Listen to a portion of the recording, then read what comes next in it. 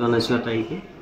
আৰু আজি 2024 বৰ্ষৰ হাইস্কুল শিক্ষান্ত পৰীক্ষাৰ প্ৰথমটো দিন আৰু এই দিনটোত মই অসমৰ প্ৰতিগৰাকী ছাত্ৰ ছাত্ৰীলৈকে শুভেচ্ছা জ্ঞাপন কৰিছোঁ।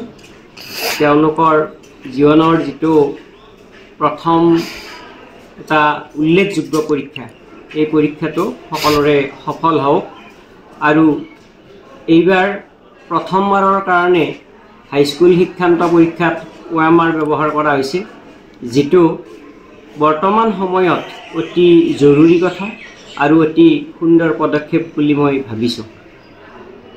বিদ্যালয়খনত মুঠ 3খন বিদ্যালয় আছে আৰু 3খন বিদ্যালয়ৰ 153 জন 153 ষ্টুডেণ্ট আছে।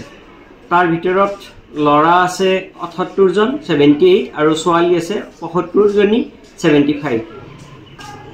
ৰিজাল্টটো আমি আশা কৰোঁ, আমাৰ শিক্ষক শিক্ষয়িত্ৰীসকলৰ মনত সদায় এটা আশা থাকে ছাত্ৰ ছাত্ৰীসকলে ভাল ফলাফল দেখুৱাওক আৰু প্ৰতিগৰাকী ছাত্ৰ ছাত্ৰীয়ে সফল হওক।